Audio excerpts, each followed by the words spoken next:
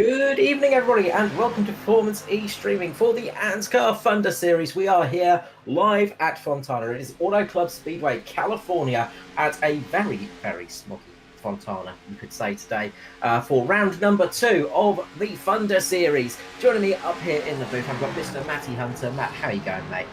Yeah, not too bad, but surprised that for the second year in a row we are seeing a smogged out track, which is a shame because I really like this track. It's one of my favourites. It is a shame, as it may be the last year we see it in this configuration, of course. A little bit more about later on. But we're also joined quickly by Mr. Mark Johansson. Mark, how are you going, mate? Obviously, a bit different view. You're going to be racing tonight. Yeah, good evening, Carl, Matt. Good to be back up here in the booth, and also good to be in the driver's seat again. And let's hope that I can get more than 500 metres of racing done tonight. Yeah, absolutely. It was a interesting one at Daytona last time out. That big accident costing a lot of drivers their chance at getting the win at Daytona. It was, of course, Darren McKenzie getting the victory last time out. Will he be able to pull 2 for 2? Fontana, though, very different track, but still a very fast one. We're looking at temperatures, 18 degrees in the air, 19 degrees on the track. And as you can see, it is very, very foggy indeed from the blimp cam, and that's going to keep the temperature down on the track. If the sun starts breaking through that early morning mist and fog, then the track temperature will rise quite quickly here tonight, and that could spell disaster for the tyres. But we've got qualifying happening right now. The cars are just heading out on track, as we are just looking at Jason Martin here trying to set the first time and seeing where he can start for tonight's round here at Autoclub Speedway Fontana. Yeah, Carl, I can tell you it's very slippery out there at the moment. In the qualifying practice laps I ran, the car is breaking loose on the rear end and coming out of 4. So that's one spot that they're really going to have to watch. Yeah, absolutely. It's a track that can catch you out. It is very fast here, Fontana. And the corners, they're deceptively tricky to get right as well. You can run a few different lines sometimes. There's the high and the low line option. The high line option will save those tyres a little bit. Martin coming around now to set his first time. So we'll see where he jumps up to on the timing grid. And he's probably going to get a slightly faster secondary lap here. He was running quite high in that opening first lap, getting up to speed. Speeds of up to 310 kilometers per hour on the straights here. This is one of the fast circuits. It might be only 2 miles long, but this place is incredibly quick, and you will see some great action. Joshua Carroll-Walden currently up on pole. Brenton Henderson in second with Ross Chatham in third. So as we look through, Jason Martin coming around now. He's going to hope he can jump up a little bit higher on this lap, and you can't discount Jason Martin in the purple flavour Mitch Motorsport 21. Where does this one jump him up to? Up onto P2. A good lap there from Martin. I can tell you tonight too, Carl, that all the Mitch boys are running their new paint livery, so that's good to see. So good luck with recognising them. Yeah, absolutely. It's always fun when they change the colours.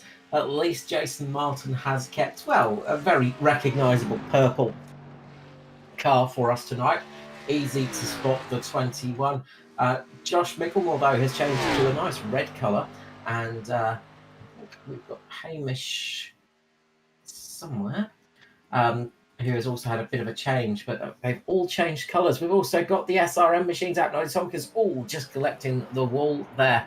The big group of SRM entry machines out there as well. Up the front, though, Barry Neal getting pole position. He's jumped up into P1 in the, I'll let Matt pronounce it, racing team.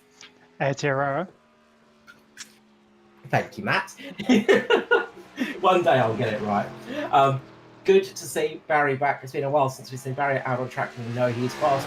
31 of Josh Micklemore, as we said, switching to the red colour now, and he is going to set his lap time in the mean red machine. Of course, early in the season, lots of paint changes, always throws us out, always makes for an interesting little run for those first few races. But luckily, similar designs, so it's not too hard to spot them out. Nice big 31 on the side there helps us identify the cars. It's the great thing about these cars, having those big numbers on the side. Each number's like its own identity, and you can match it to the driver, so it's easy for us to sort of kind of pick once we get familiar. Yeah, it's when the drivers change their numbers, that's when we really get scuppered, which they do occasionally. We've seen a couple of number changes this year, and it's thrown us out a few times, but hopefully we'll be okay for the rest of the season. One of those drivers is Mirko Dortnak in the 93, of course. Looks like that's probably all for tonight's running. We've got Michael Schroeder just coming across the line, but he's run out of time for a qualifying lap as we get ready for the race here at Autoclub. It is round number 2 of the Thunder Series, and we are lining up. It's Barry Neal on the front row with Stevie Williams on the outside. Row number 2 is JCW, Joshua Carroll Walden, with Jai Schultz. Third row, we've got a Mitch Lockout of Mickelmore and Martin. On row 4, it's Traher and Nankervis. On the 5th row, we've got Sheedy and Purnell. Row number 6 sees Trady and Henderson. Row 7, we've got Bissett and Malone. Row 8 is Smith and Chatham. Row 9, we've got Clark and Jackson. 10th row, we see Kenny and Phelps. Row 11 is Fenley and Marshall. 12th row, we've got Georgeson and Campbell. 13th row is Koch and Closey. 14th row is Tompkins and McKenzie. 15th row, we've got Scotty Griffiths. And rounding us out, we've got Dave Douglas, Maddie Ray, Michael Campbell, Mirko Dornak, Kobe Jordan, Sean Dayoki, Christopher Tomlin, Michael Schroeder, Mark Johansson, and Peter Gretton. So, bumper field out there tonight. 39 cars out there tonight, almost to capacity.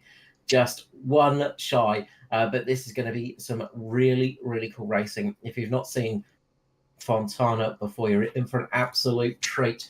One of the very, very fast tracks out there. Should see some good racing here.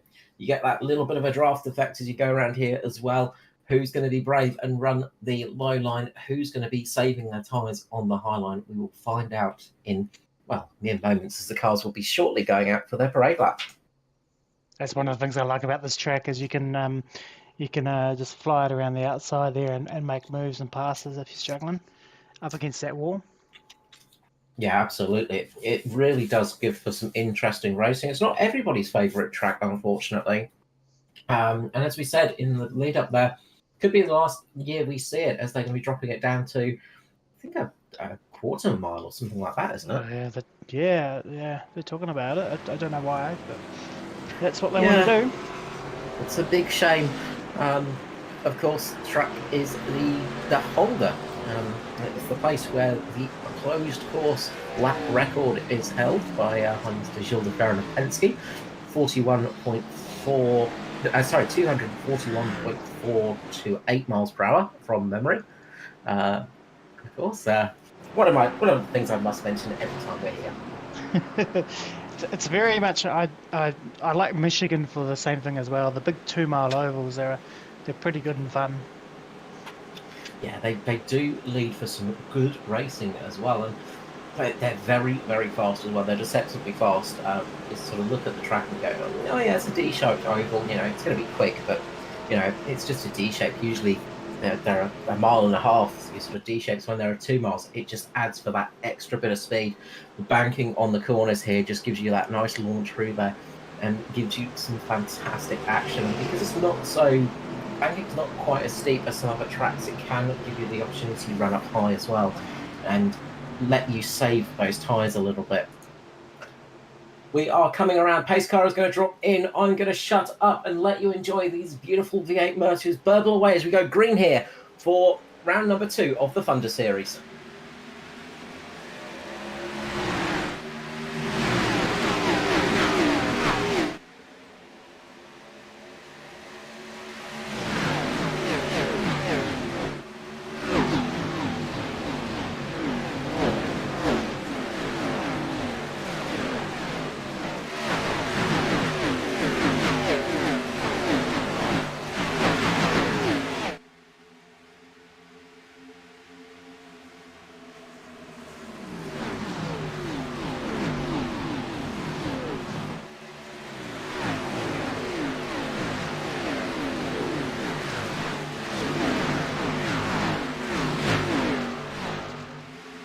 as we get the first lap under green, it is Barry Neal in a strong leading position. Just behind him is a whole swarm of cars. You can see Micklemore and Carol Walden there.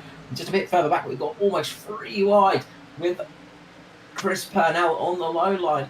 Fantastic action at the start. And as we said, this track leads for some great racing because you can choose those different lines. We're seeing it at the moment with the outside line at the strongest, but a few people running down low. Yeah, a few cars already opted to run that really high line and save those tyres. Of course, we are hearing that tyre wear is a bit of an issue. Oh, as we see the 43 car get in the wall. Luke Traher there just clipping the wall, and that's something you've got to be careful of here when you're running that high line. It is very easy to drift up there. A lot of damage on the right front quarter panel of Traher. That is going to hurt him in this race, of course. It not only can damage the suspension geometry, make the car tricky to drive, but it damages the aero, acts like a parachute and slows you down those crucial couple of miles per hour down these big long straights. That's going to be a painful one this early in the race. Just looking up the front, it is Jai Schultz having a good run up there with Wade Sheedy and Chris Purnell. Those two moving up the field quite quickly. A little bit further back, biggest gainer of the race so far is Noddy Tompkins and Luke Georgeson, both up 8 positions so far. And you can see in this big pack here, it is a swarm of cars. And it just takes one little wrong move, all of a sudden you're going to be dropping from P15 all the way down to last position in this race. So easy to make those little mistakes and drop off that pack. Got to be right on it there. And with cars left and right of you as well, as we see a few people running 3 wide, you've got to be super cautious this early on, not to make that mistake. It's so easy to have a big accident, but we are still running green, which is important. Yeah, that's one of the reasons why I love this track, is because you see 3-4 wide sometimes, and it can be 3 wide for a number of laps as people battle and try and get that position. It's such a nice wide track that it lends itself to that very wide racing. It does indeed, which is what we like to see. And you can see that here with the cars 3 wide at the moment. That's Purnell with Dave Douglas on the inside. And I think that's Scotty Griffiths in the 5 car. On the outside, yep. Yeah. Just missing a number there. Just trying to see who that was. But you can see 3 wide racing is a little bit further back. There was a little bit of a moment with Paul Jackson, Mirko Dornack, Brett Campbell. Those 3 getting very close to each other. Luckily, they all kept control of the cars. Just sorry to call my eye, there was a little bit of contact and the cars went low, but they've managed to gather it up and get going, but they would have lost a ton of momentum and speed. And you can see there the 30 car of Bissett was involved in that, and he's just dropping down. Yeah, that was contact between himself and Scotty Griffiths. Just that little bit of contact, he's gone sideways. Scotty Griffiths also just collected it under the line, but that would have been a big moment. Traveling 280 kilometers per hour at that stage. When the car goes sideways, it wakes you up very quickly. It's always a scary prospect when those things happen. This is amazing to see that, like, there's good hard battling going on, and we're looking at the battle for 33rd and 34th, around about that sort of area. So there's literally battles all through the field. Yeah, and that's what we love to see, and that's why we love to drive as well, because these sort of battles really are fun to have out on the track. It's what we love about oval racing, is this kind of action where it is 2 to 3 cars wide, you're battling it out. But you might be battling it out for sheet stations down in 30 off position, but the racing is still just as hard down there as it is up the front. Well, maybe not necessarily up the front, because there is that bit of a gap, opening up at the lead of the race. Further back though, it is chaotic as all contact, and around goes Traher. Luke Traher goes round. Do we see a caution? No, we don't. No caution. Let's see if we can find out what happened there. We'll jump in back and grab a replay if we can. So, should just see here, Luke Kenny and Traher, they just make contact on the exit of the corner. It looks like Traher's car just washes up, makes the contact with Kenny, and that is that, and that could be a little factor of that early damage with Trahair. Just the car not working as well as he would like it to. He's just run straight up there, and they've just made contact with Mackenzie as well. You can see Darren Mackenzie getting unlucky this time around. Luck was with him in Daytona, not so much tonight at Fontana. And thankfully there's heaps of track there to save the car. I think what actually happened there was the yellow car in front of Trahair actually washed up, and that sort of squeezed Trahair into the other yellow car that was outside him. So that's sort of what happened there, I believe. But really good job from both drivers there to catch that and keep going, although they'll have a bit more damage on their cars now, which will possibly slow them down a bit. Yeah, and that's broken the pack up a little bit, just in the midfield, a little bit further back. It was still absolute crazy stuff. Still super tight from about 20 off down. But what happens when you get a little check-up like that is people will just dab the brakes, people will lift off a little bit, and they'll lose a fair bit of momentum, they'll lose a fair bit of time. And when you don't get a caution flag like that, you really do feel yourself dropping off the pace, and it's one of those things where you don't see the caution and go, oh damn it, why did that caution flag not fly for us then? But everybody else is breathing a sigh of relief as we keep green flag racing here. Lap 11 of 77. So enthralling for me that I forgot to actually put up the ticker at the top to actually let you know where everybody is. I just realised after about 11 laps that I haven't put the information up the top there because I was too busy watching all the action. That's the trouble when you get good racing like this. It becomes too tricky to just call and commentate, and especially when you're on cameras. And I'm glad you're back, Matt, and on the cameras, because it makes my life so much easier. All I have to do is talk. But it's so easy just to forget what you're doing and just focus on the action, because we're getting great action here tonight in this race. Yeah, we've just seen the 21 there, Martin, the purple car there, just stalking on the back of Carol Warden there for second spot. He might have a run here on the outside, but the 31 of Mickelmore in behind as well. I think they're both running the high line and getting a bit of moving up a bit on Carol Warden. Yeah, Jason Martin's one of those drivers I'd say watch out for as the stint length goes on. As we get a longer green flag stint, he is very good at saving tyres, and he's very good in general, but he's one of those drivers that he will save those tyres a little bit and just creep up the order. And at the moment, it's Barry Neal, who is another driver that's very good on his tyres. He's actually the fastest car out there, still setting very quick laps, out in the lead of this race. In clean air, he is absolutely taking advantage of it, and he is flying at the moment in the 22. Yeah, Barry's just flying away. He's one of those drivers that is very, very fast, and you sort of watch and you follow Barry and you go, how do you do that? You just scratch your head and just go, I don't understand how you can get those extra, couple of tenths, extra half a second or so on an oval. It's always fun when you find drivers like that. And you just go, I don't understand it. How are you this quick? It might be one of those tracks that he's self-admitted that there's a few tracks around that he can only run the low line. He just can't figure out running the high line, and he runs the low line, and he's just super quick at it. Even no one else, the other drivers can't run the low line as quick as he can. And that's how he sort of pulls away.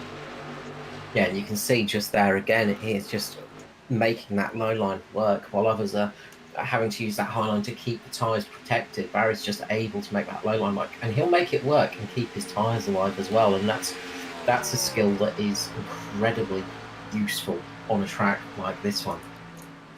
I'll tell you what, Carl, back here, wherever I am, there's a lot of guys getting up into that turn 4 wall. Yeah, we've seen a few times, and there are a lot of cars up in a lot of cars in the top, about 20th down, that have got damage on the front right panel, and so it's starting to show. We've got Marco Dortmack, Ross Chatham, Darren Mackenzie, of course we saw him having a bit of an accident, Luke Kenny as well, Kobe Jordan, Paul Jackson I think has got a little bit of a rub on there as well, and it's so easy to do as well. Christopher Tomlin too in that the long list of drivers that have made a bit of a wrinkle, and It's starting to show, and I think if you can keep your car clean tonight, it's going to be one of those races where that will pay dividends in the latter stages of the race. Of course, Mark out on the track at the moment, being our race reporter while he's busy battling away on track. So he's having to talk and drive at the same time. Currently sitting in 34th position, up 4 positions in this race. You're exactly right, Carl. It's a battle right throughout the field, and I'm just watching these guys in front of me, 3 wide in 4. The other thing we're going to have to be careful of is I'm already getting the temperature warning. I'm already up at 242 Fahrenheit in the water temp, so that's going to be an issue tonight. Yeah, that's something to look out for drivers who have got... Oh, as Brett Campbell has a big moment, as I think he's going to come down to pit lane. It looks like Campbell might be retiring the Golden Octopus Foundation number 015. That's a shame. It's a shame to see Campbell out of this race. But that's something we'll have to look for on cars which have got some nose damage, because when you get damage on the front of the car, so somebody like Darren McKenzie, for instance, who had a big heavy tap on the nose, that is going to be painful for him in the latter stages, especially if the car is overheating a little bit, because the engine will just get hotter and hotter and hotter, and it'll be much harder to cool down. So hopefully there's no damage to the cooling of that car. If there is, he's going to be suffering. Another driver that's suffering at the moment is the 35 of Joshua Carroll-Walden. His tyres look to have dropped right off the pace and fallen off the cliff as he is hurtling down the order. We saw him drop positions to Josh Micklemore. He's now starting to fall behind returning Chris Purnell, the 920 up there, having a good run at the moment underneath Joshua Carroll-Walden. And just that car, the Atari entry car, does not look as settled at the moment. The back end is just a little bit squirrely. There's always a wreck behind. I believe Stephen Williams, mate. Stevie Dubb and Jamie Curvis, I think that was. And still green. Still green. We'll see if we can grab a replay of that.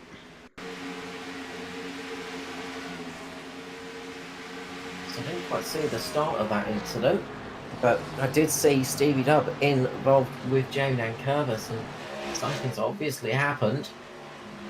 And of course, the big moment is Stevie Dubb up in the wall there. He's got up in the wall. Jamie's following him. Yeah. It's your classic. You're watching the driver in front of you, and he fires up into the wall, and you end up watching him, and you fire into the wall as well, unfortunately. Is such an easy mistake to make, and it catches even the best of us out. And Jamie is one of those drivers that is experienced and has a lot of skill, and he's been caught. He's checked. You can see he just checked up that little bit from tapping the wall, and I think he got a little bit of help from behind as well from the monster car there. Yeah, so you can see. Unfortunately, Jamie's just lost a whole heap of speed, and then the black cars just come up behind him, had nowhere to go, and given Jamie a tap, and that's fired him off into the inside wall. I didn't quite see who that was, unfortunately. I'm just currently having a quick flip through my cars just to try and work out who the Monster Energy sponsored car is. Black car with Monster Energy on the back. Adam Malone. There we go. Malone. There we are. So Adam had no choice, nowhere to go there. The car in front of him just suddenly lost speed, and unfortunately, Adam's just given him a little hit in the back, and it's just been enough. Marco Dornack going around as well as he goes in pit lane the wrong way round. Very, very stylish entering pits, but I'm sure that's going to give a penalty. Back end just stepping out on Dornack there through turns 3 and 4. And this is where the tyres are obviously falling off. His rear tyres have just given up the ghost on him. Very lucky not to or to have enough control. We've seen cars hit the end of the safer barrier there, or the barrier at the entrance to Pate Road there, and get stuck and not being able to move. But yeah. No, absolutely. And when you collect that barrier as well, it tends to bring out the odd caution flag, which we have not seen yet. We're 23 laps into this race. No caution flags have fallen, but there has been a lot of incidents on track. A lot of wounded cars out there as well. It's not been an easy ride for a lot of these guys, and It definitely does not look like an easy car to drive either, but they're doing a great job so far of keeping these cars in the right direction. The racing is still going on track. We've got Adam Malone making the move on Dave Douglas now for P9.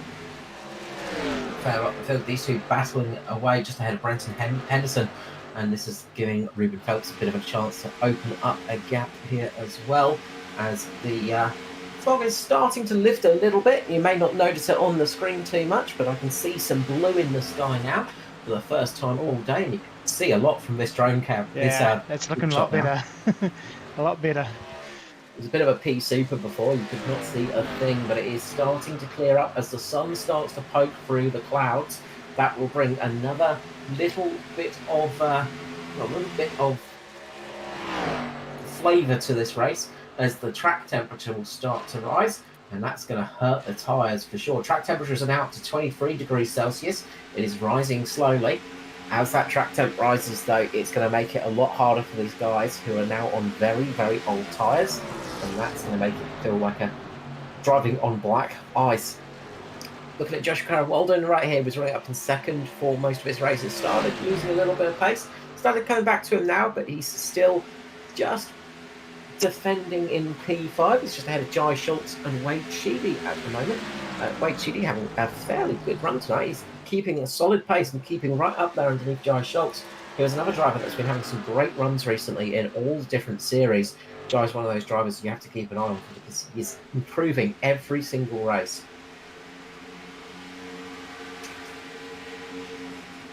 Yeah, it's good to see these new faces, fresh faces up the front there, starting to mix it with the other guys, and as they get more experience, hopefully they will be able to start taking it to these guys up the front. As we're around about that window, if we were going to see a two-stop strategy, we'd probably be wanting to see it around about now, I think. Yeah, I wonder if anybody's going to take advantage of that coming down pit lane, getting a fresh set of boots on. It's a good...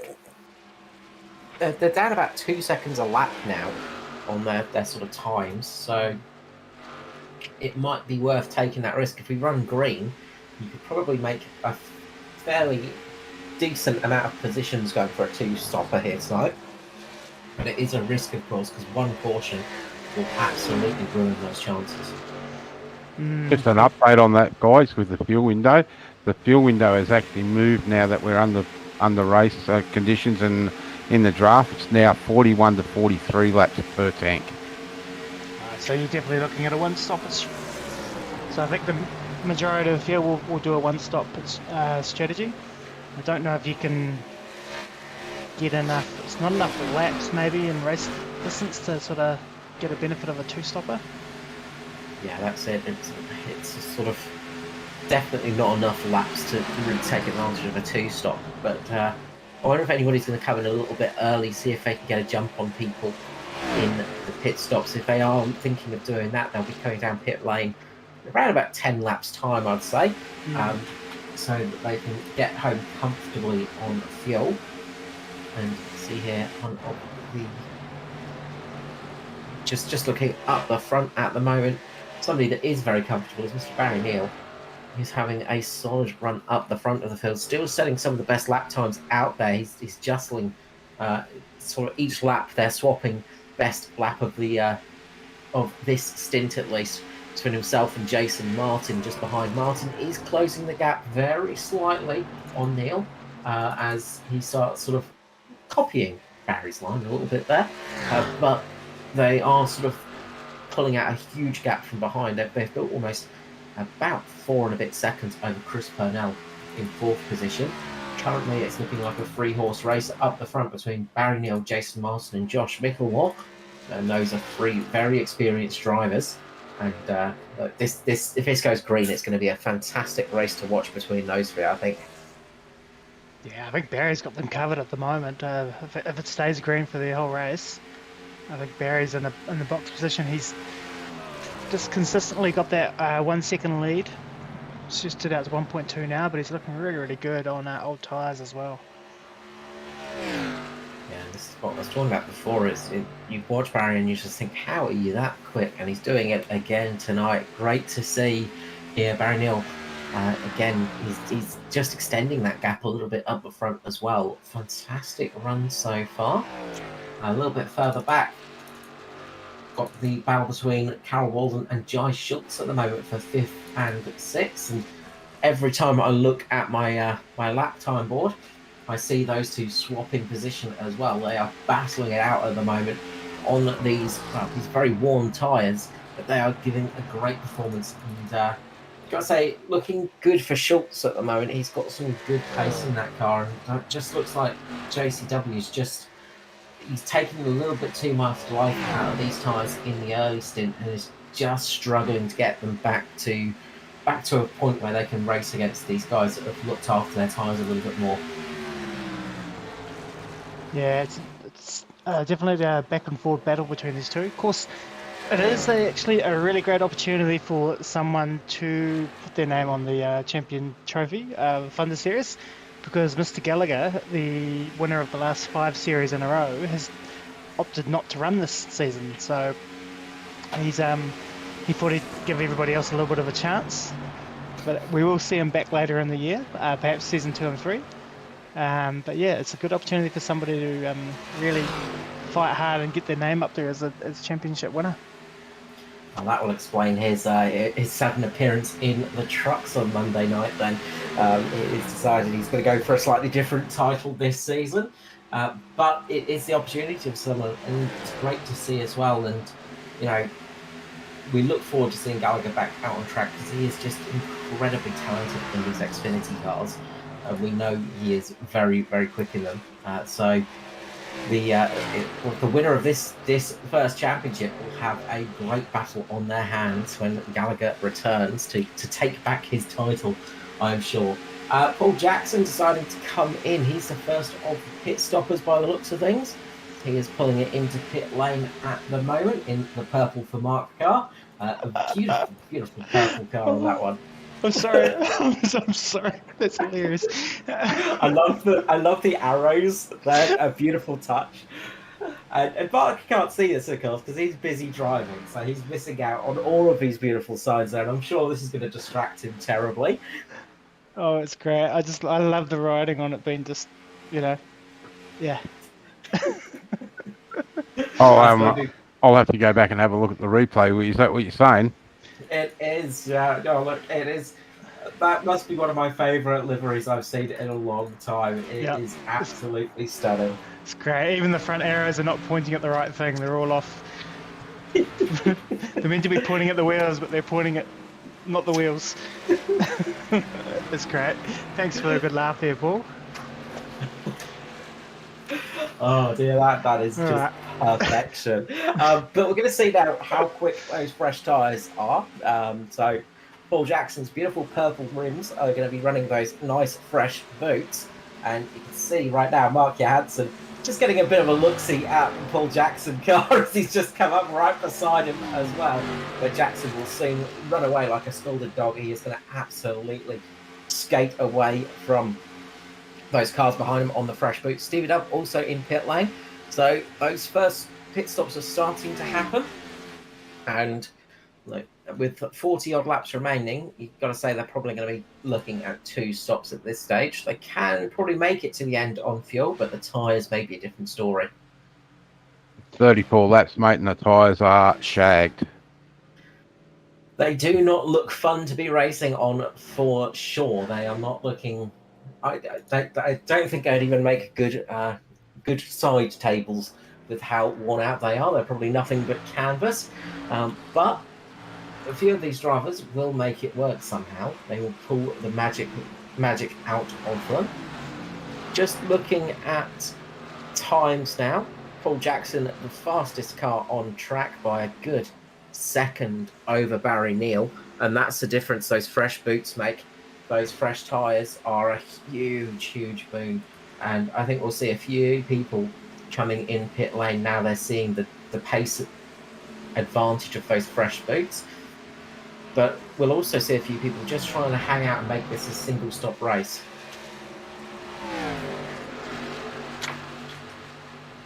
Yeah, I think we are getting towards that half distance though.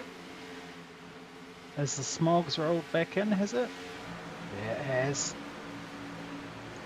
It's in and out, isn't it? It just does not know what it wants to do.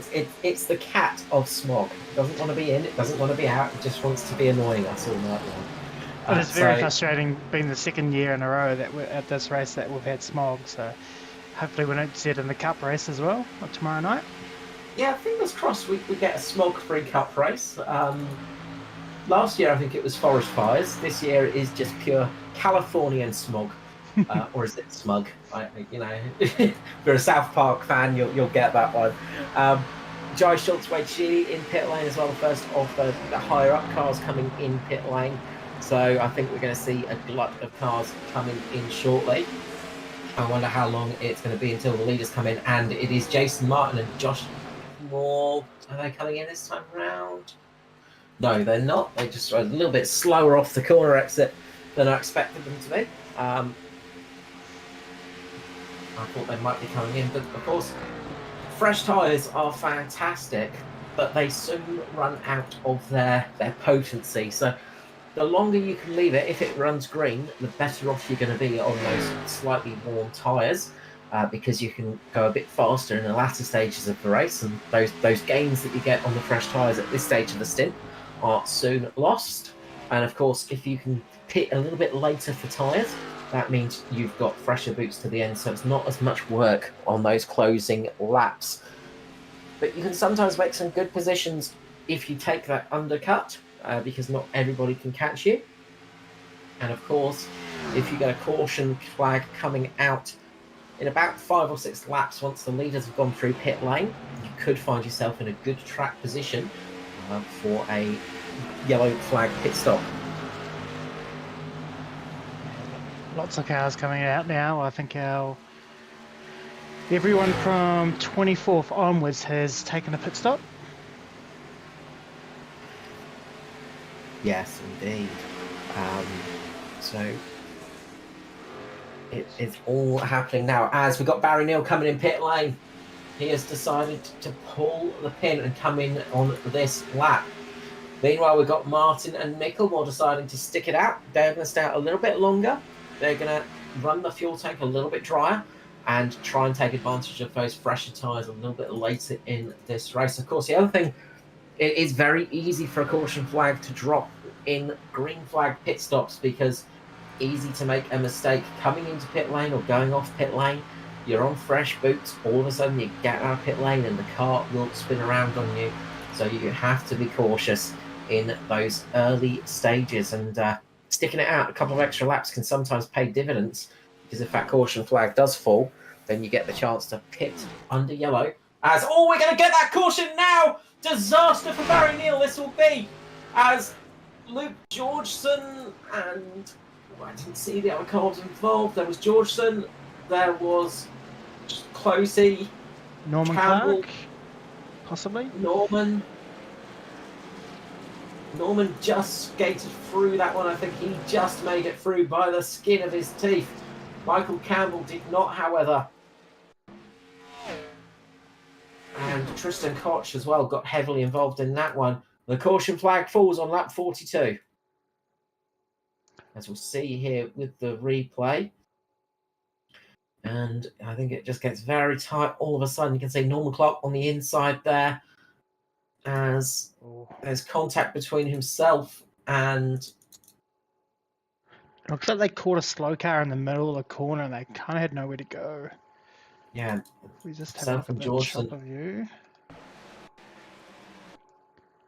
So if we have a look here, maybe they had fresh tyres and the car in front there had older tyres, and the speed in the middle of the corners just caught them out, and they've just tried to squeeze down and get past them, and it's just led to contact there and taken all 4 of them out.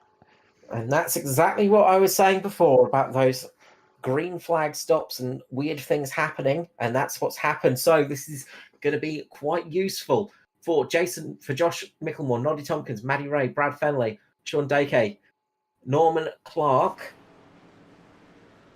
It's going to be very helpful for them indeed, as they can make their stop underneath the caution flag. I think Jason Martin might have just been coming in when that caution fell. I think he just... Did he come in on a green? Is the pit lane open? Oh, I think Barry's going to get away with it too. I think the chart's showing him in second position. Jason in first, Barry second, Josh third. So Tell I you think what, I Barry's going to get away with it. don't know if you can catch a replay of Jason Martin's pit entry, Matt. He pulled the trigger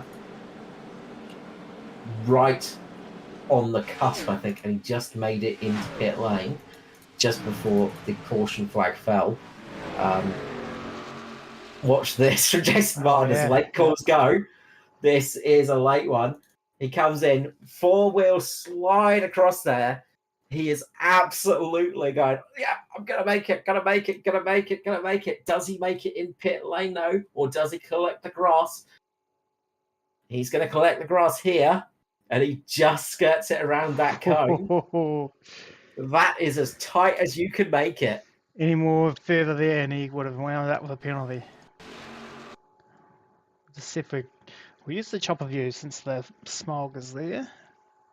So yeah, he's just four-wheel drifting it into the pit lane there. That was something else. That was impressive there from Martin. Closey, Dortnack, and Koch are all getting some big repairs done. They've been shown the ever-present and ever-scary meatball flag. But it looks like Jason Martin just made that one, and that got him out ahead of Barry Neal. So he has jumped Neal. And the other thing this will do for Martin and Micklemore is they'll have slightly fresher tyres, not by much, but by a lap or so. That could make a little bit of difference, of course. Jason definitely needed new tyres after that pit injury. Yeah, very much so. That was one of the that was an incredibly cool pit stop there from Martin. He absolutely pulled the pin on that one, and even Josh Micklemore will be looking at that going, no, I wouldn't going to risk that, mate. That's dodgy as. It's choking up though the top group of cars. Matty Ray jumped up 27 positions. We had Sean Decay jumping up 27 positions, Michael Schroeder 28 positions, and Michael Campbell 21 positions. They had some big leaps as they got through under the caution. Pace car is coming in though. We'll soon find out if any of those drivers will get a penalty for late flag entries or not. Looks like Martin got away with it though. Going to go into the restart zone. Drops a hammer, and we go back to green flag racing here at Autoclub Speedway Fontana, California for round number 2 of the Thunder Series here on Performance e-streaming.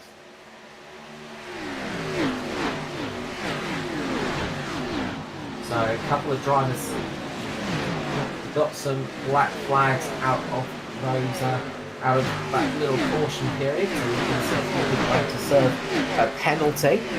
And find out exactly who that was in a short time, but I think one of them may have been Joshua Carroll-Walden, who's had a night to forget in these latter stages. Of course, race is not over. We've still got 32 laps remaining. Anything can change in motorsport, and it usually does. As you see, JCW there just entering pit lane to serve that penalty there. Always a painful thing to happen when you get a black flag after a restart. Great action a little bit further back in the mid-pack. We've got cars 3, 4, 5 wide, all the way down in, P10 down, really. It is absolute chaos from that position. Up the front there, sort of falling in single file. We've got the ant line forming, but a little bit further back is absolute chaos at the moment. Great stuff to see here. Norman Clark leading that pack. We saw Norman was involved in that caution. As all up in the wall goes Michael Schroeder, and there's cars around in the background. Caution flag is out. Jai Schultz caught up heavily in that one with Mark Johansson as well. He gets tagged heavily there, as I think he was just slowing down a little bit from the checkup, and a huge accident there, catching a few cars out. Let's see if we can grab a replay. Jump to the replay here. And there's a car that reflects up in the wall. I think we're... So see here with Jai. I didn't quite see who it was that caught the wall. I think it might have been...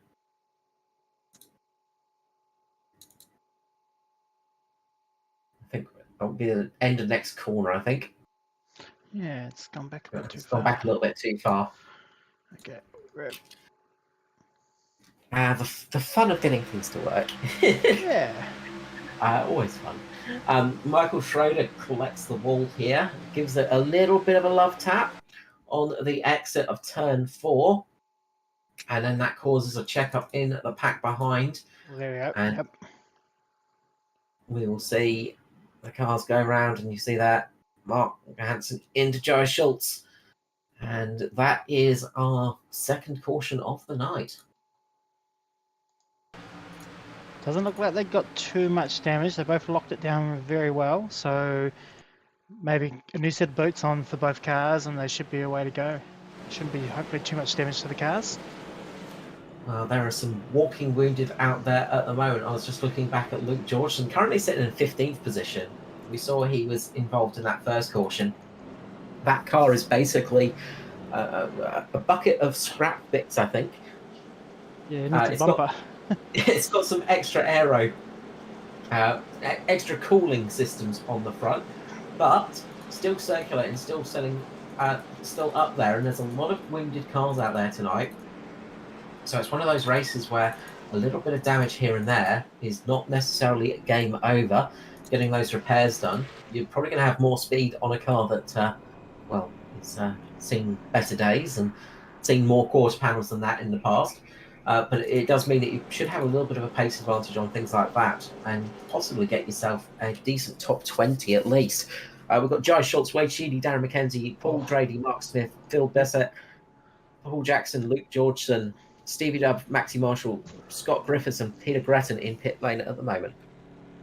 Just following Scott Griffiths there, having a nightmare of a pit stop there. He was too far over to the right, and he was backing it back and going forward, and it was still too far to the right, and so it was a bit backwards and forwards there. It's going to drop him a whole bunch of positions in time. Oh no, not the Austin Powers pit stop. It was, unfortunately, yeah. And even worse, it was caught on camera. Yeah. Let's have another look at it, shall we? You are a cruel man, Matt.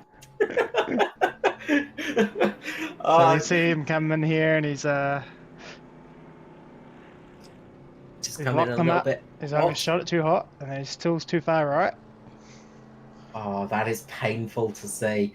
And then got to chuck it in reverse. One of the things that people don't really understand for sim racing in these cars is if you haven't got an H pattern shifter, if you're using flappy paddles, for instance, or semi-automatic.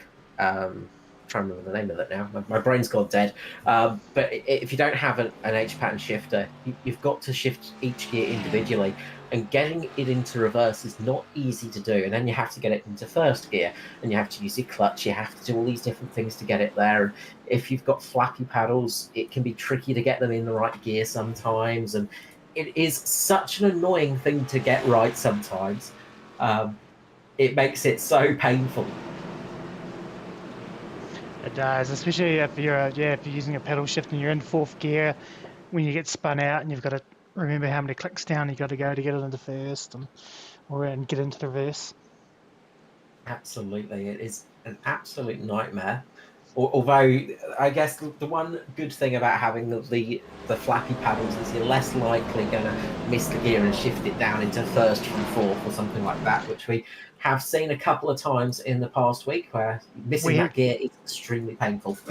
And actually, I meant to mention that there was a comment from Brett Campbell. That's what happened to him. He dropped down a gear in the middle of turn 1 and blew the motor. Ouch. That is always a horrible thing to do. And I must admit, I've done that myself a couple of times, and it's such an embarrassing thing to happen. But we won't speak of that one anymore. We won't speak of my embarrassment. We'll avoid that one. Pace car is just about to turn out onto pit lane. We're about to go into the restart zone. It's Jason Martin going to be leading away. Josh Micklemore in second. Mitch Motorsport on the high and the low. Away we go. The green flag flies here. 27 laps remaining of ANZCAR Xfinity Series in Thunder on a Wednesday night.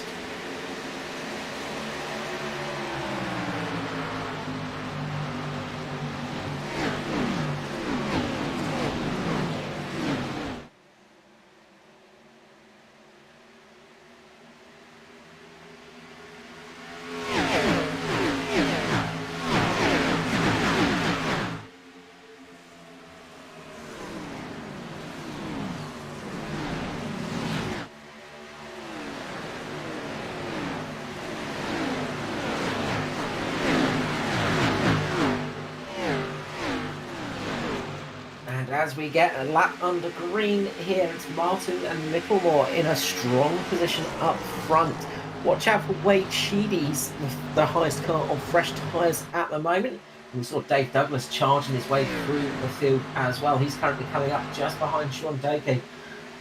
Sean Dakey, I will get it right a few times this evening, I swear.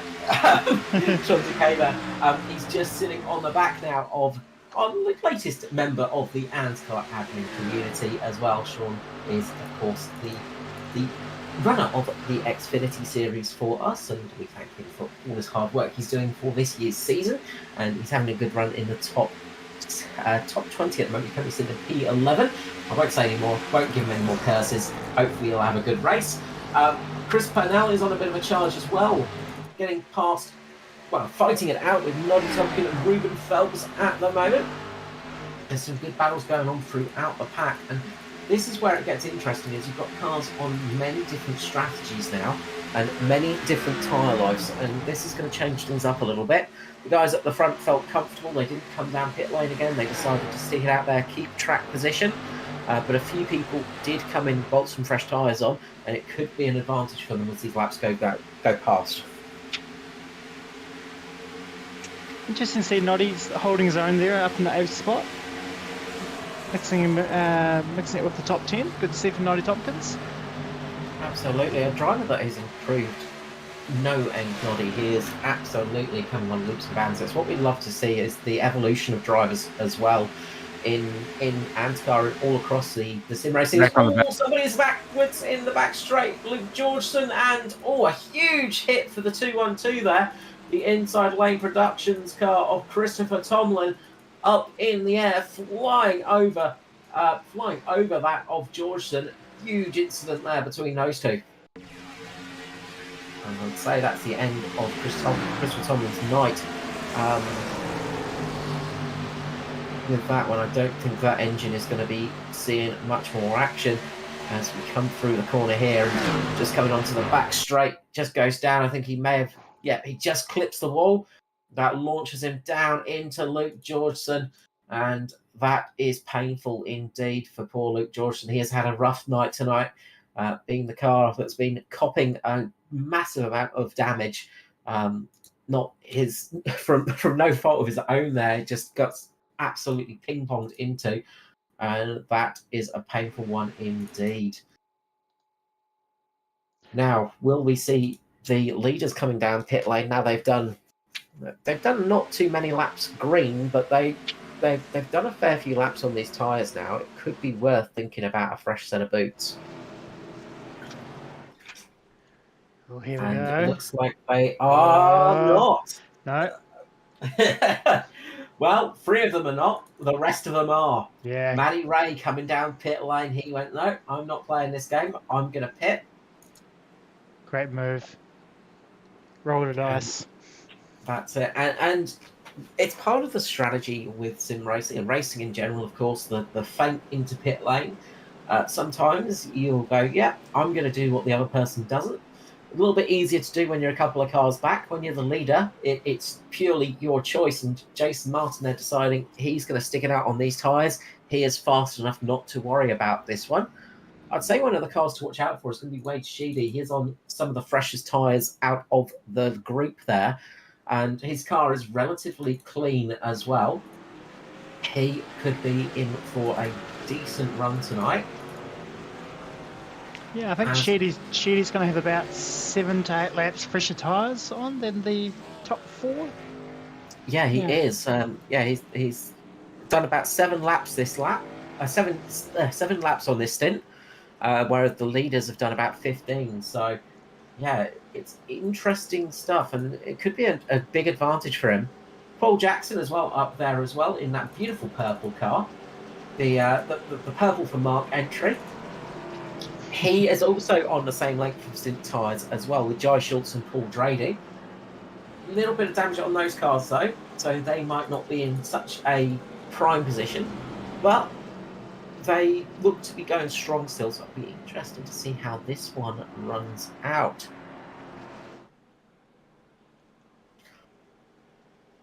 And the drivers are just remarking about Paul Jackson's beautiful purple car at the moment. I think everybody's just noticed it under caution, which is always fun indeed. So 20 laps to go here, Matt. It is not exactly a sprint to the end. We could still see another caution make this race, well, completely turn on its head. But Maddie Ray is going to be leading those fresh tyres. I wonder how much pace advantage the number 83 is going to have. The very golden entry of the SRM mobile brake and mechanical entry for Mr. Maddie Ray. He's going to want to keep it as clean as possible. Mr. Sheen will want to sparkle his way through this field.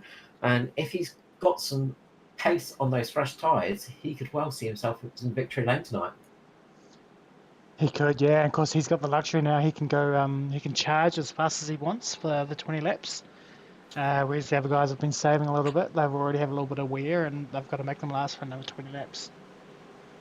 Exactly, and it probably won't press on the mind of Martin Micklemore, Neil Douglas quite as much, but some of the drivers that are not always up at the front, that sort of thing can start niggling in the back of your mind as you get towards the end of the race and you sort of start overdriving the car all of a sudden. You start putting a bit too much going through the tyres and you can start costing yourself a little bit of time. So it's all about keeping it calm now for these last 20 laps, getting the car home in a good spot. Pace car peels in. We're going to be going back to green flag racing here on lap 58 of the ANZCAR Thunder Series here on Performance E-Streaming. Martin gets a good launch again in the restart zone, pulling away nicely ahead of his teammate Josh Micklemore. And just looking at the paint job for those two Mitchell cars, they look absolutely stunning. Very, very nice paintwork on those, taking advantage of some of the new abilities we have in the paint shop. And looking very slick indeed up the front. But Barry Neal is right on their tail now. And also joining in is one Dave Douglas, fresh off the casting couch and out of the commentary booth as well, from Saturday night, Saturday night in the Duels. Dave Douglas getting the job done out on track now. Nice new paint livery as well for Dave. Absolutely. RC design, I believe. Mr. Riley Curtis designing that one. And you see a few of these little pieces of artwork out on the track quite often, and always nice to see. Yeah, I think Dave should go for more of a Danica Patrick looking paint job.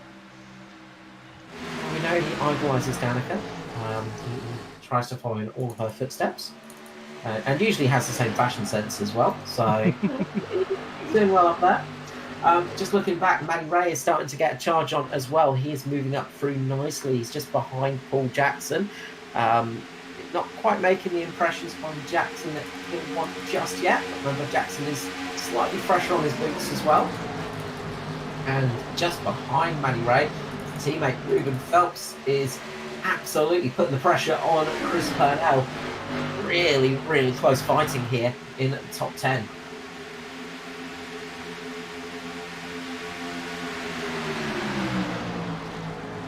As also at the front, I said watch out for this man on the restart. Wade Sheedy is absolutely getting some pace in the 009 Chevrolet.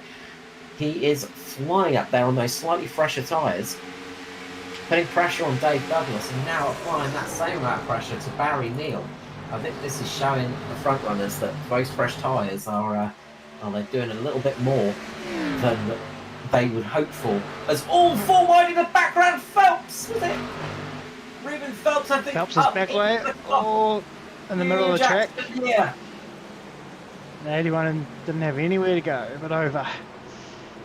Phelps and Jackson making contact with each other. Wow. And Phelps going around, and all big damage to Brenton Henderson.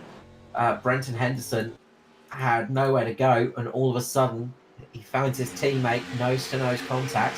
I'd say right on board with Brenton Henderson for this one. Replay that. That was a huge, huge amount of force. Brings out the caution flag again, lap 62. There we go, there's the contact. Phelps goes around, and there's a huge amount of tyre smoke here.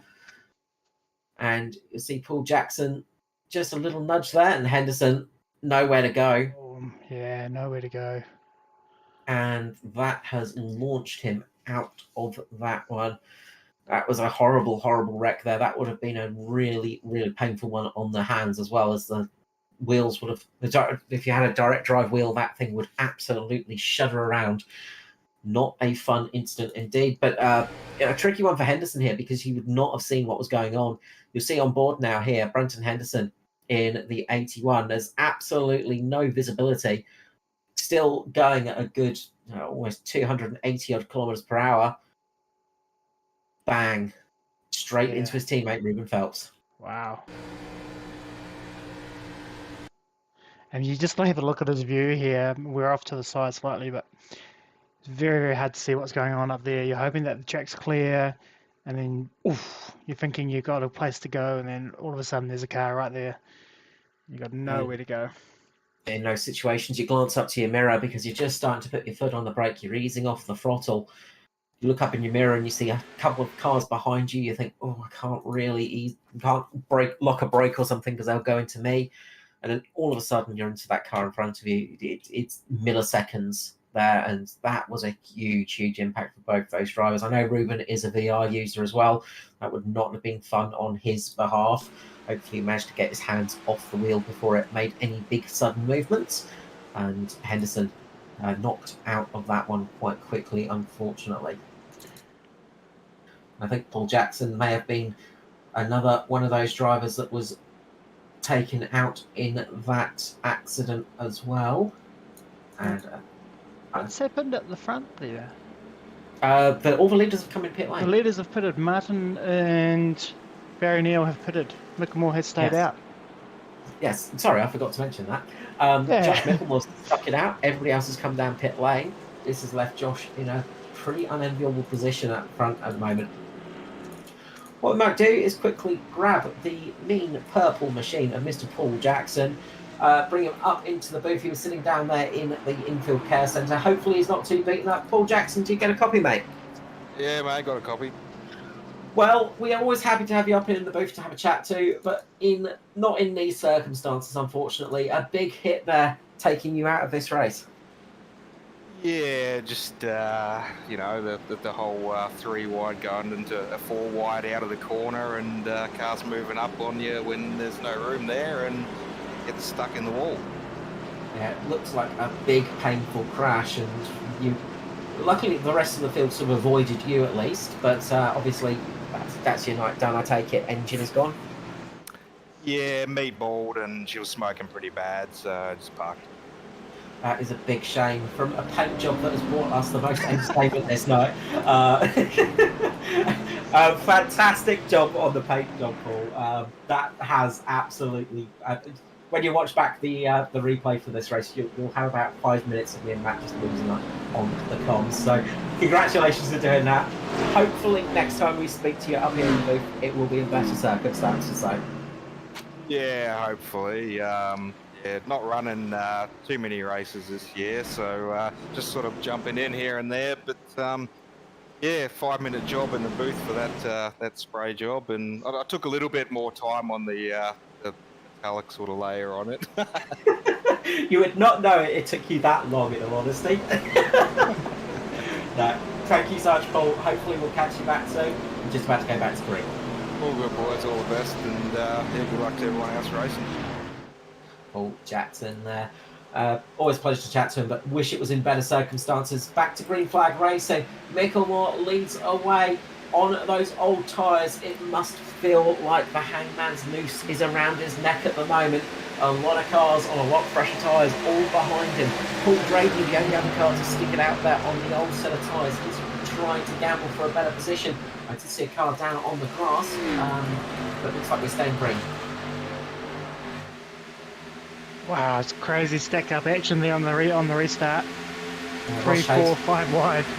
Ross Hayden got caught up with that one himself, and Maxi Marshall had contact, but he did a great job of saving that car in the AAA entry. Jayden did a fantastic job not to spin it in front of pretty much half the field there. Great job. It's one of those things we talk about a little bit with incidents is those drivers that hold it in a good position and not wreck the rest of the field. It is a very, very welcome thing. But we've got 4 wide here, 3-4 wide. You can see JCW working his way back up through the pack now. This caution has absolutely saved his race. We saw him having a penalty. It's all a bit further in the background. Contact between Luke Kenny and Michael Campbell there. They keep it in the right direction, keep it racing green. There was another car into the outside wall, bounced down and hit another car, but enough room on the track there to save it, so well done. Yeah, great to see this, and it's something we've been noticing in every series on the ovals, just the skill level of drivers. You know, they've just been getting a lot more aware of circumstances, a lot better at saving the car in slides. Great stuff to see, and great to see it on close racing like this. But up the front is Josh Micklemore in the 31. He's making those old tyres work at the moment. He has got a little bit of a lead over Maddie Ray and Chris Purnell. He's free up the front, running away with it with 10 laps to go. They've got about a second lead over Darren McKenzie. His race has come back to him. We saw McKenzie getting a huge hit in the starting stages of this race. He is back out there and up in 4th position. Paul Drady having a good run on those old tyres. They're not falling off as quick as we expected, but we have had a lot of caution laps. And Martin is the first on those fresh tyres. We're seeing about a second behind the leader. Yeah, this could be an interesting finish. That's a lot of time to make up on this track. I wouldn't put it past Martin, no. As Dave Douglas has decided to visit the shadow round, and he's had a big moment here. I don't see him back yet. Oh, he's popping back into some existence now and again, but he's having a big old blink at the moment, and that's causing a few cars just to be a bit cautious out there. When a car disappears into the shadow realm, it can make things very, very dicey on an oval. All the drivers are giving good room at the moment. Up the front though, it is Micklemore and Maddie Ray battling it out. Maddie Ray, the 83 down low, is trying to put them up. Move on Micklemore now. Those fresh tyres paying off for Mr. Maddie Ray. Don't discount Purnell behind him. We've got 8 laps to go here tonight. Fantastic stuff. It's all contact between Micklemore and Maddie Ray. A good little bump there. Both Micklemore trying to defend his position but can't quite hold it. Maddie Ray does a great job of holding the car. Lost him some momentum. Purnell just gets a little tap on the wall. This is fantastic stuff for the lead of the race. Yeah, it's definitely go time now. The aggression's definitely turned up, and if you leave a little gap, you've got to put the car there and get a bump. Absolutely. It's it's NASCAR racing. This is stock car racing. A little bit of body contact is absolutely fine here and there. And you see it between Maddie Ray and Purnell pressing each other on their doors. And this is where the big bucks are made. This is real great stuff. A little bit further back, it is Barry Neal working his way back through the field. Do not count Neal out of this race yet, because he is flying behind them. Micklemore is starting to fall back as these tyres are starting to switch on for those drivers that came down pit lane. You can see the difference in just how much more confidence they have through the corners. They are just able to hold more momentum through the turns on those fresher boots than Josh Micklemore on those slightly worn tyres. We've got a 3-car battle for the lead. We're about to have a 4th car join this battle. As we are 3 wide. 3 wide down the back straight. Purnell, Raymond and Martin. Purnell in the middle at the moment. Who is going to be brave? Who is going to lift off? Martin is the one that has all the brave builds at the moment. Purnell just has to lift a tiny bit to keep that car in the right place. They are not giving much though. Fantastic action here at the front. 6 laps remaining here tonight, and they are going for it. Absolute nose to tail at the front. Nothing covering these 4 cars as they race along. It looks like Martin has got that low line working at the moment. He is on fresher boots, remember. He came down pit lane a little bit later.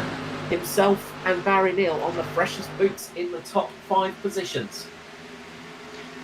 Yeah, Jason and Barry need to try and just work together here, clear the 83 car, and then that's on for between them two, the 21 and the 22. But I think it maybe just the temperature that in the tyres, but it means that they've got the grip on the inside line. They can hold it there and get past them. Absolutely. Getting past the 83 is not an easy thing to do either. Maddie Ray, a absolute veteran of oval racing and one of those guys that you love to watch race on these tracks. He is so very good at placing the car and like you say, keeping it in a good condition. We saw him take out his first championship at the beginning of the year in the Weekend Warriors, taking out the Summer Truck Series. Will he be able to take the win tonight in the Xfinities? Looking good, but he is falling off a little bit from Jason Martin. And now Barry Neal's putting on the pressure. Neal just sliding up in front of him now, takes P2. Does a slight job. Yeah, I was just about to say that Martin would be cheering for Raymond there to keep battling Barry there side by side, holding him up and let him get away. But Barry just put in there, just had enough clearance there and did a nice slide job there to take over the position too. The action is just as frantic and furious down the pack as well, but we're going to keep our eyes up towards the front of this race for the moment, as we've only got 3.5 laps remaining. Here comes Sheedy too. Wade Sheedy's got fresher tyres as well. There might be a chance for a third position here. Sheedy's got a great opportunity tonight to get up there into P3. He's got some very experienced pedallers around him, but he's having a great run here. Just got to get that move stuck around Chris Purnell, which he's done.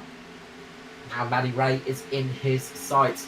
A little bit further back, it is a great battle going on between Tompkin Fenley and Norman Clark as well. Those three drivers have been absolutely dicing it out for the past few laps. Some furious action here as we close up this race, and it's always a problem we love to have. You never know where to switch the cameras because there is so much action on track. Norman Clark getting a good run here as they're going to go 3 wide into turns 3 and 4. Clark going down the inside here of Fenley, and Tompkins on the outside. Tompkins getting pushed a little bit higher than maybe he wants to run, but he's sticking it up there. He's doing a great job holding the car on the outside of Fenley. Fenley positioned well there. It's all little bit of contact there. Tompkins held it well. Little bit of door rub in there between the two, and Norman Clark takes advantage of it, jumping the two cars. Yeah, Norman storming through there. Up the front, it is the battle for P3 between Ray and Sheedy, and don't discount Barry Neal for the win either, as the white flag will soon show here tonight. You can see that battle going on between Sheedy and Ray at the moment. Ray's doing his best to hold up there, but those fresh boots of Wayne Sheedy is absolutely paying off now. White flag falls here at Autoclub Speedway. Up the front, you can see Barry Neal getting a run on Jason Martin. He's going to take the high line here, try and launch it around the outside. This is going to get spicy, I think. This is going to be close. He's holding that momentum at the moment. Wow, this is side by side. Neal's got the overlap on Martin. He's just ahead. He's not got the car length ahead though. Martin's got the inside line here. That's probably slightly favourable on any other track, but Auto Club, the outside, does get a good run. Barry Neal should have a little bit more momentum on the exit. It's going to be who's it going to be? Side by side here. Martin takes inside line. Barry Neal or Martin takes the win. It's Jason Martin with the win. Or is it? Oh, I've got Barry Neal up there. Barry Neal, timing data says that Barry Neal's got it by 0.006 of a second. Absolutely nothing there. My timing had to take a few seconds to think about that victory because it went, no, Martin's won it. No, wait, I'm wrong. I need to recalculate that because it is Barry Neal for Ayatora Racing taking out the victory here tonight. Wade Sheedy comes home in 3rd position, with Matty Ray in 4th. We've got Josh Micklemore up in 5th position, coming home on those old tyres, with Chris Purnell 6th. Dave Douglas in 7th, with GCW Joshua Parrawald in 8th. Darren McKenzie somehow gets a P9 after an adventurous evening, and Paul Drady rounds out the top 10.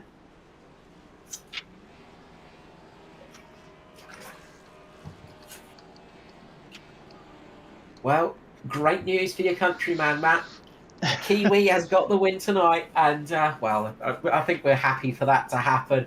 It's been a rough few weeks for the Kiwis, and we are so happy to see Barry Neal getting the victory here tonight at Auto Club Speedway Fontana.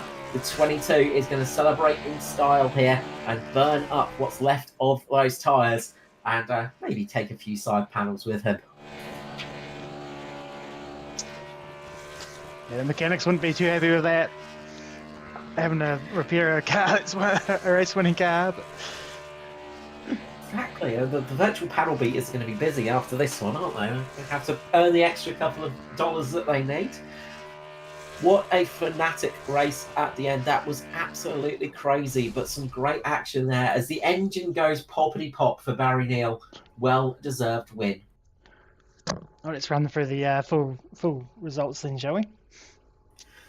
Absolutely, and it was Barry Neal, as we said, taking out the win. For a couple of moments, we thought it was Martin, but no, he comes home in second. Wade Sheedy has a fantastic run tonight, up in P3. Maddie Ray comes home fourth, 27 positions gained tonight, the biggest mover of the evening. Not surprising, it's Maddie Ray. Josh Mickelmore started fifth, finishes fifth, but had a tough road to get there. Chris Purnell comes home sixth with Dave Douglas in seventh.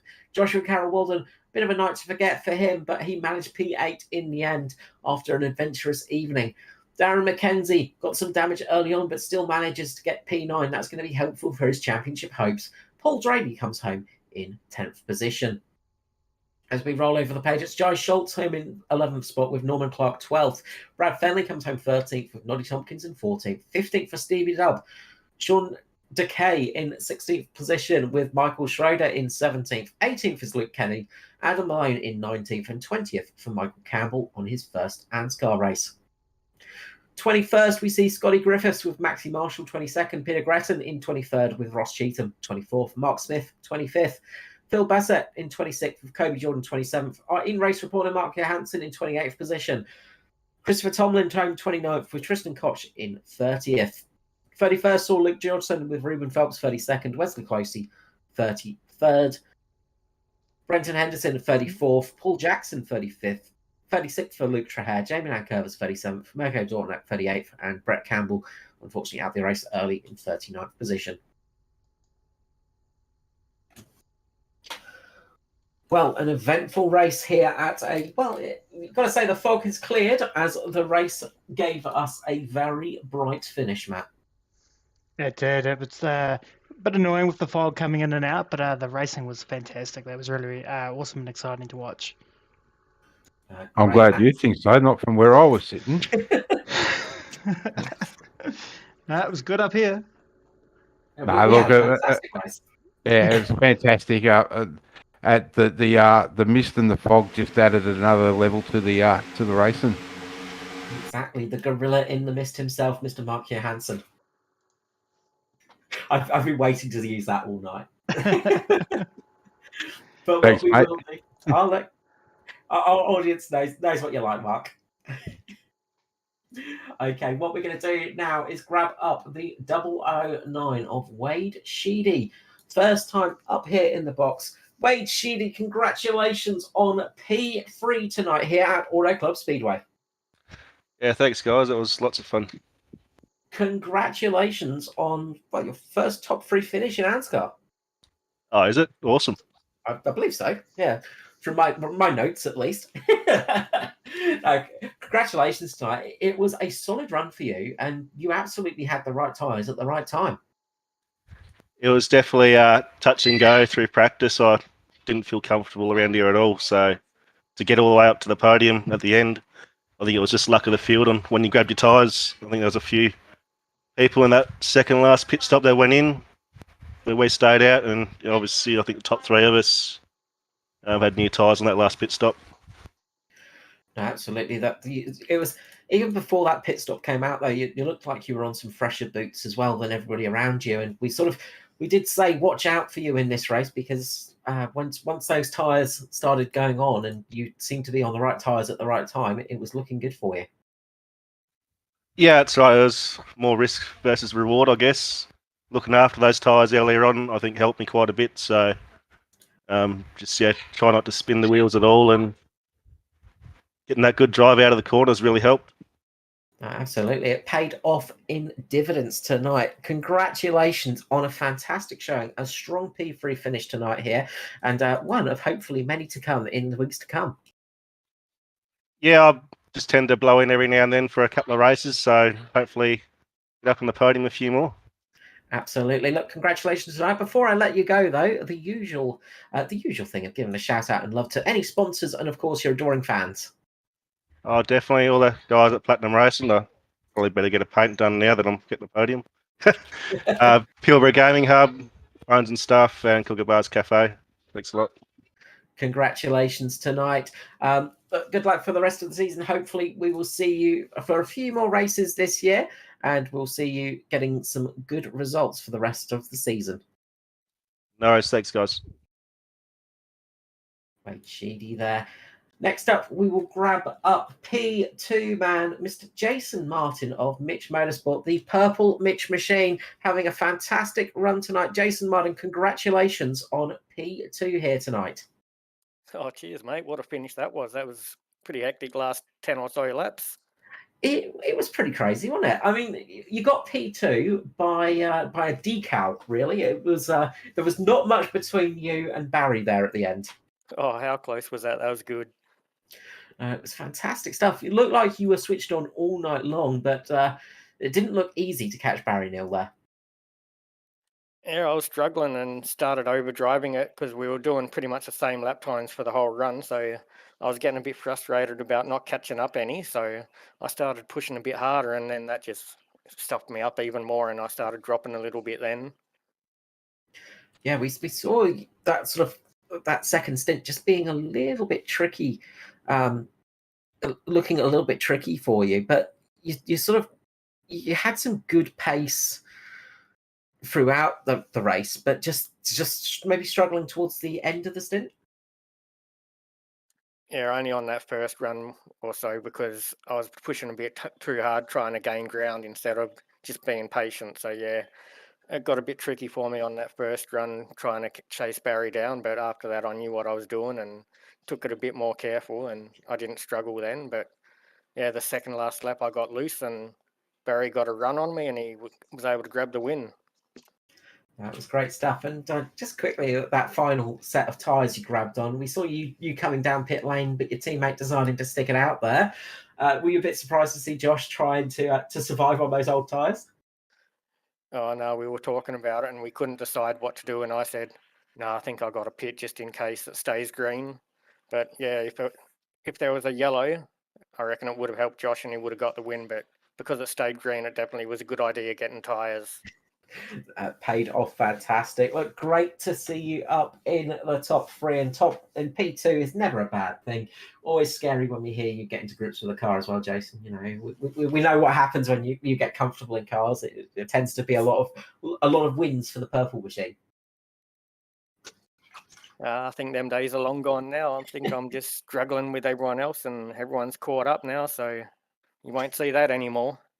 I'm not discounting it. Congratulations tonight, Jason. Before I let you go, the usual thing is shout out and love to all the adoring fans and those sponsors. I got to thank ANZCAR for the league. Going to be fun for another year. You guys at Performance eStreaming for the broadcast. The boys at Mitch Motorsports, of course. And well done to Barry for the win. Absolutely. Thank you so much, Mr. Jason Martin. I'm sure we'll get you back in the booth in the near future, but for tonight, we wish you a good one. Cheers, mate. And finally tonight, Matt, for that team that I can't pronounce, it's Barry Neal. Barry Neal, welcome to the booth. Absolute nothing between yourself and Jason Martin at the end, but you had a Toyota badge that was just a tiny bit longer that saw you cross the line for a fantastic victory here at Autoclub. Yeah, no, thanks, Carl. Yeah, no, it was a great race. I really enjoyed that. I was kind of early on when in that first bit, I was thinking, this is a bit boring, but those last few laps, and especially when Jason and I went and got those tyres and we had to come through, and then we were racing hard for the finish, and like you can race Jason. I've raced him for years, and you can fair as, and it didn't matter whether I came first or second. It was just a lot of fun. Well, I'm glad you came first because you earned it tonight with that first stint run, and of course that pole position. You were absolutely on fire here tonight. Yeah, no, yeah, I really like this track, and I thought I'd give it. I don't often drive these cars, so I thought I'll give it a try just to see what it's like, and maybe I can have some fun. So I think I might do some more races in the Xfinity car. This was really a lot of fun, and and the pole was that first stint. I was a little bit worried about whether JCW was going to save his tyres running that high line in second, and I couldn't really break away from him. And I thought, oh, maybe I'm wrong to go down the low line, but it seemed to work. Now, if it's one person I tend to watch for tyre saving, it's you, because you just managed to run a car in odd positions and keep those tyres alive, and you did that in the first stint perfectly. Congratulations. But we hope we're going to see you back in the Xfinity car, because it's always a pleasure to watch you racing. And when you're racing that good, it gives us some great entertainment. Yeah, no, thanks. Yeah, I think I will. Like, they are actually a fun car to drive, and I quite like the not having to change anything on them, which is good. You just kind of get in and try and make it work. So that's always a fun thing. Absolutely. Just quickly on the green flag stop as well, we saw you coming down pit lane, and then inevitably the caution came out. Did your heart sink a little bit when that happened? Oh, it did for a bit, but then I could see that Josh was still behind me on the relative, so I kind of went, oh, that's okay. I'm still on the lead lap, so I won't have the go round. So I'd be in a reasonable position, if not near the front. So I could see on the relative that I was still on the lead lap. So if I hadn't been on the lead lap, then I would have been a little bit annoyed. Because at that point I'd kind of done a good job, I thought. I was thinking in my head, that is typical Barry Neal luck there. When that caution came out just as you went on pit lane, I was just like, oh no, not again. Yeah. I was hoping for a green race, and then because I was out front, I was using a lot of fuel, and I was kind of worried that a yellow might come out, because often that occurs when a whole lot of people have. I don't know what actually caused the yellow, but often when you get a whole lot of people having to pit at the same time, can be a drama, and it was kind of like, oh, I can't go another lap. I have to pit now. It paid off in the end and gave us a fantastic finish. Congratulations on an epic victory tonight, and fantastic to see you back in such a great performing action, Mr. Barry Neal. Before I let you go, a shout out to all the adoring fans and the sponsors on the car, please. Yeah, no, thanks. And let me just try and give you a hint of how it's pronounced. Aotearoa Racing. I will get it one day, but I have Matt, thankfully. Yeah. So MRX Race Sims, be seeing you, Conquering Various, and Paul Jackson for being my teammate. Absolutely, and Paul not running the paint job tonight. I mean, disgraceful. Yeah, it was a bit actually. He's trying to. I think he was trying to wind Mark up, but I don't know if it worked or not. Oh, it didn't work too well because Mark finished ahead of him. That's a terrible thing to have happen. Yeah. Oh, I have to rub it in with him about that then. Absolutely. Thank you so much, Barry. A pleasure having you up here in the booth. Congratulations on a great victory here tonight. We look forward to seeing more in the future. Thanks, Carl. A great race at the end. It was absolutely frenetic stuff here coming into the closing laps. Great action out on track, which is what we always expect in the Xfinity, but it was very close stuff to the end there, Matt. It was that's the kind of racing that this track produces, and it's always good to see, and that's one of the reasons why it's one of my favorites. Yeah, for sure. And Mark, obviously not the night you would have absolutely hoped for, but still a finish, and you finished on all four wheels, importantly. Yeah, mate. Yeah, I was going to say, at least I made the start line this week. That's always a bonus. But look, it's a return to racing for me this season in the Xfinity with helping you guys and taking a step back to concentrate more on admin side of the Weekend Warriors.